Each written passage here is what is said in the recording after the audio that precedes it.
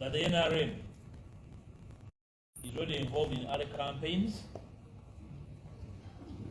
We are watching their other campaigns to try and put some form of curtain on the very serious issues relating to desired constitutional electoral reforms. The confusion around the candidate of General Museveni and his son, we are aware it is deliberate. And one of the challenges is that citizens are so scared debating about these issues. They believe the father and the son are probably a form of deity, that they should simply look on while they violate the constitution, including Mohoz violating the UPDF Act and acting in the manner he's acting, as though he's an outlaw. So we are going to table these considered reforms in earnest after we've been given a nod by our mother parties, after comparing these matters and agreeing on the reform. I want to thank you once again for the support you have rendered our team. We apologize whatever has not been done right. A lot of learning and unlearning has happened in the last 1 year, and we hope we can do better in responding to your concerns and also respond to the concerns of the population. I thank you. You are aware that up to now, the government has never responded, or has actually failed to respond to the so many questions you have raised in the Parliament and outside the Parliament about the disappearance of citizens, the violation of their rights, the killings on the streets. And as you are aware, even this week, at the prompting of the Deputy Speaker, the Prime Minister promised to come and make an account by way of comparing what we are questioning and what they know. And the last meeting was supposed to take place yesterday in the Deputy Speaker's chambers. None of the persons turned up to that meeting. Myself and my team, that included my Shadow Minister for Internal Affairs, including the NUP party spokesperson, Honorable Senyonyi, Honorable Mwanga Chivombi, Honorable Sekona, we were all ready for the meeting. We waited. Nobody showed up. Nobody picked their calls. And on our side, we are moving to the next level.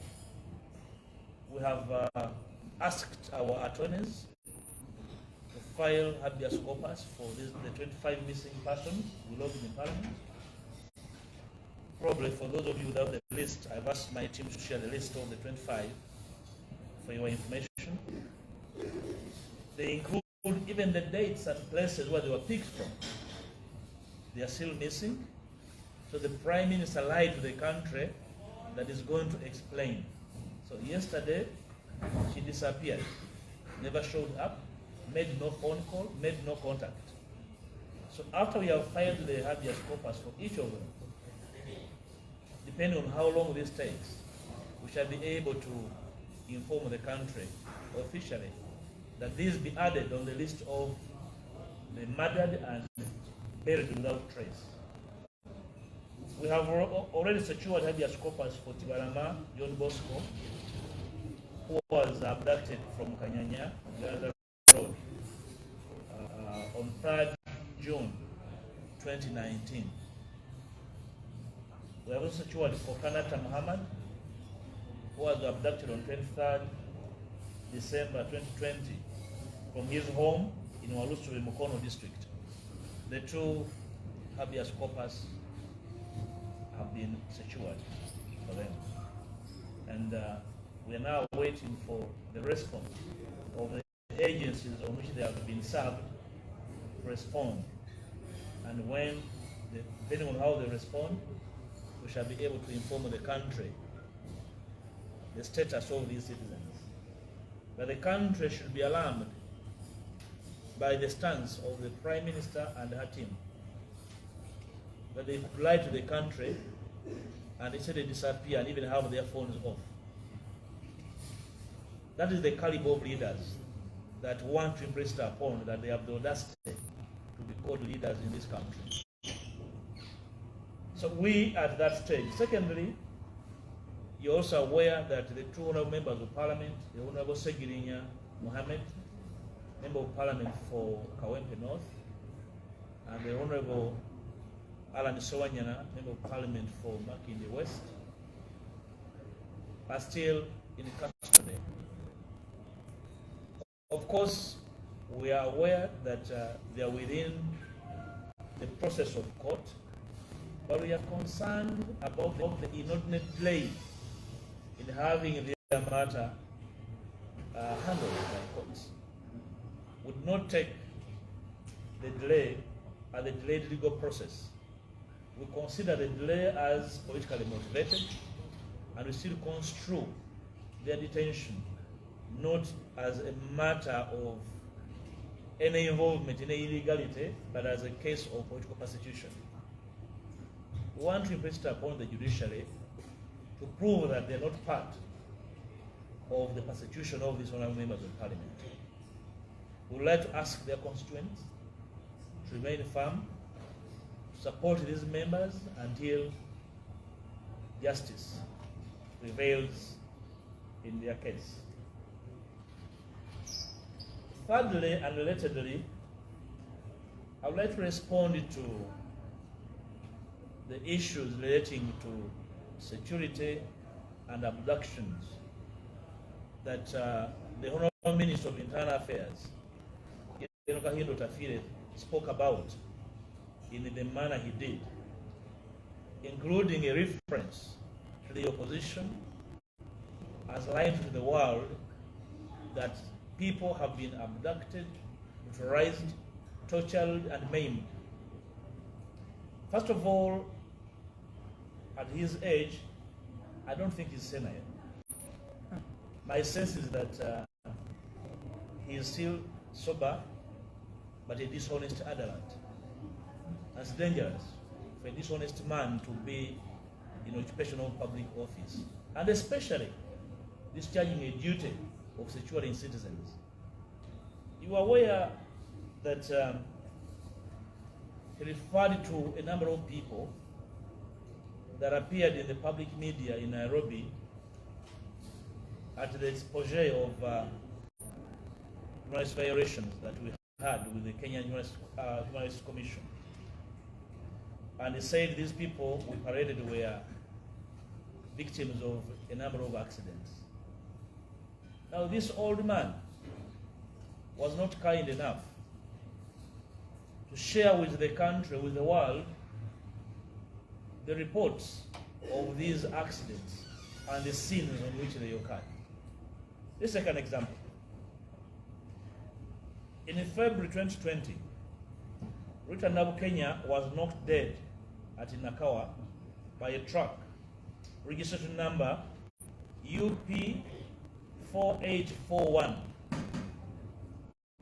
That's not a private number plate. It's a police number plate.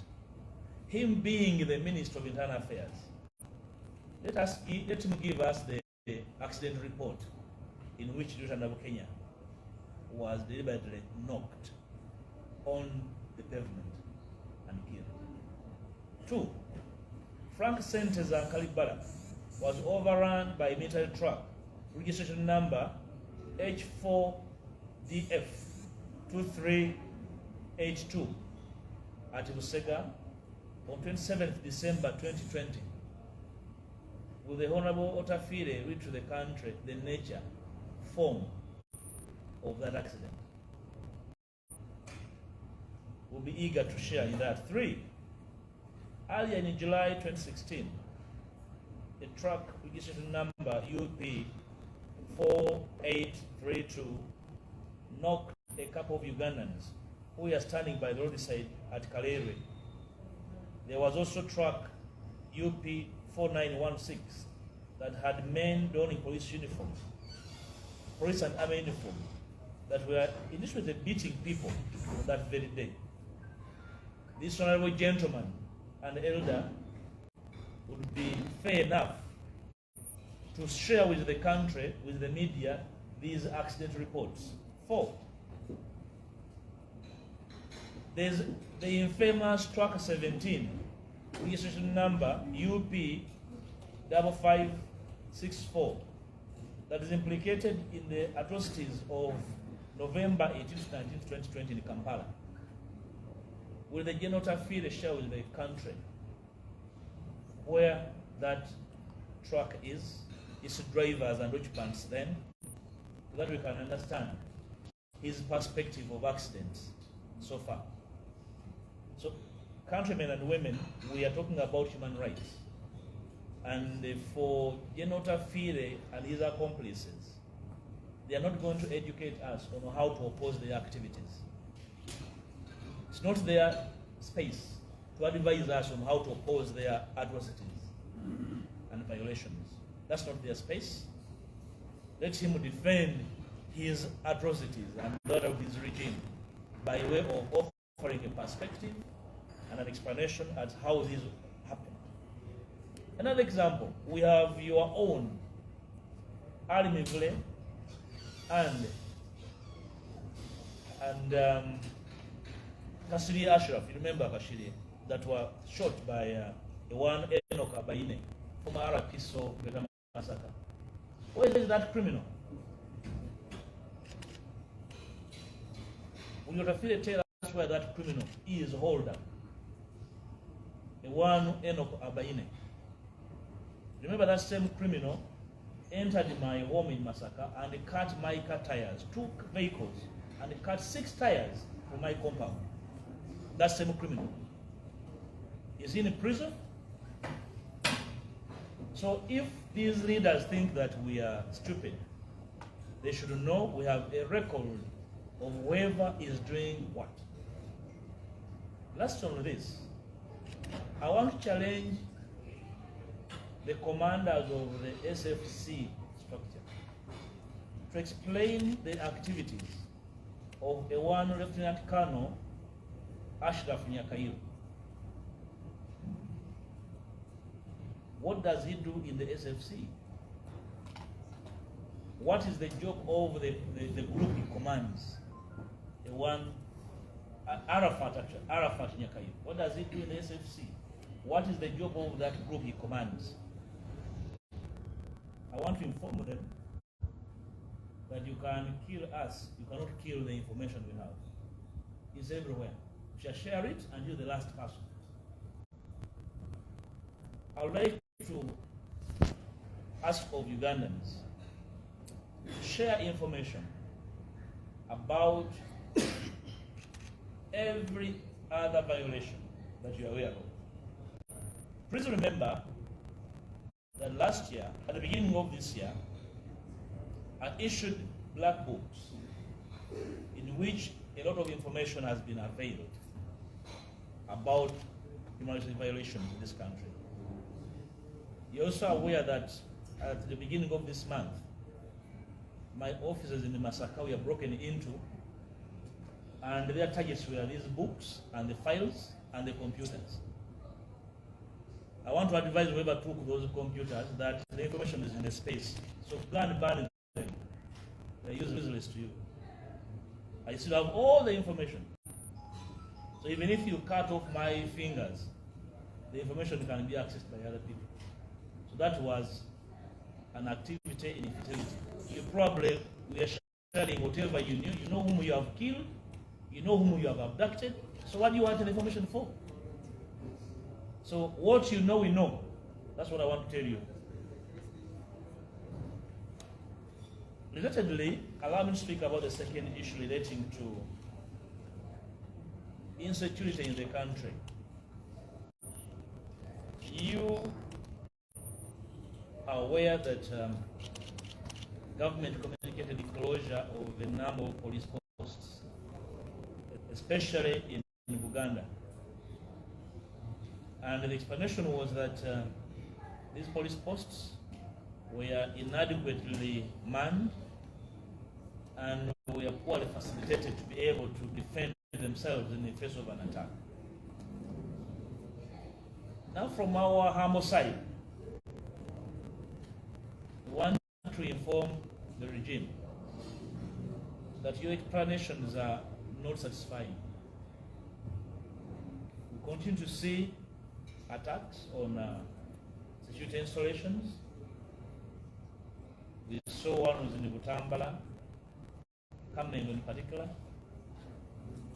and the explanations that are coming out are not satisfying. The country asks for, demands for more, because we believe you know better what is going on, given your history. You have explained to us variously how you've been working, disguising.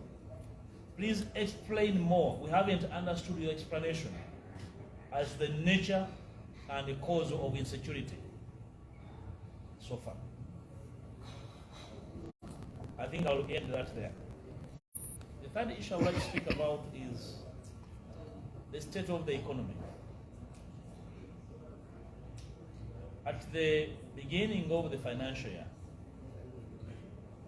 you are aware that we warned that the regime was ambitious and blind to the realities. We warned that a post-COVID economy would require delicate handling, and that the priorities of the country should have some level of serious imagination. Our advice was never heeded, and where we are, we all know that the Ministry of Finance supplies air MDAs. They supply them with documents that they have been given money, and then the money is not in the accounts. You understand now the kind of insensate, despite borrowing to a country already saddled in a huge debt. We even advised that it was not late to revise the budget, an ambitious blind budget that was passed by Parliament. And our advisory is on record that given our tax base, given the nature of the economy, which we are net importers, our budget was blindly ambitious. We are all aware that so many small businesses are collapsing and so many people are losing jobs. It's a no-brainer, because there's no more deep thinking as to how to manage the economy. Of course, we can't expect any better, because we have all our priorities wrong. We want to again offer humble advice, that the regime should eat humble pie and rethink the national financing priorities, including sourcing financing. You should have seen a circular issued by the Ministry of Finance, almost calling on whoever can lend Uganda, including sweet money lenders, to come and lend. You cannot run an economy like that. You cannot run an economy like a kiosk. I think Mr. Kasaija and his group have failed, but their failure is buttressed on failed politics. Failed politics yields failed economies. The two rest in the same bed. So we do not see a remedy out of this. So Ugandans should brace themselves for even harder times, because there's nothing going on to give people hope that next year will be any better. We all know that the PDM was a stillbirth. Every newspaper every week has money from the PDM being released, but that money has never reached. Probably somebody is taking it on foot. I hope it was not given the Prime Minister on her mobile phone to again send to another, border man. It is non-existent. So the PDM was a stillbirth, and all you there expecting money from the PDM, please go and think anew. There's no money. The PDM is there on paper. If you want paper, please come for it at finance. There's no money. because the priorities of the regime are not about you. I have seen regime fixers trying to blame cows, town clerks over the PDM. But every month, the guidelines change because they want to postpone, to make the world believe that actually for them they are ready, but the people were not ready. So the planning gets a new meaning. So now that the PDM is a no-show, it's a pipe dream, let citizens think on how to get themselves out of their straits, but are aware that this regime, after so many years, is tired, and so is their thinking and planning. The fourth issue I would like to bring to the attention of the country are the increasing cases of land evictions. I'm very sure every part of this country has tested or is testing this. I have seen ministers trying to blame the laws of the land for these land evictions. The problem has nothing to do with the law. The problem is sheer impunity. It's just impunity that is reigning and outright corruption at various levels. In the land registry, sometimes in some cases in the courts, and of course the impunity. You have seen that where there are evictions, every powerful person evicting poor citizens is carried either by the police or the army. So it's a matter of law. So land matters are political matters. Land matters are security matters. We'd like to ask citizens out there that are being affected by these evictions to rise and defend themselves against these land grabbers that are being supported by the state system. If land grabbing has anything to do with the law, why is it that the government is lamenting about it? Where are the amendments to fix the problem? The fact that there is no motivation for them to fix the matter legally, it means they are beneficiaries and they prefer that the status quo remains. So citizens out there should be on their alert and make an alarm, because their keepers are the land grabbers. The regime must prove that does not approve of the ongoing impunity where the poor are being evicted. I would like to applaud the leadership of the Uganda Parliamentary Caucus that I have seen on the trail in various parts of Uganda. I would like to ask of them to reach out to other parts of Uganda. I toured the Bunyoro. Those of you who followed me in Bunyoro, land evictions are rampant.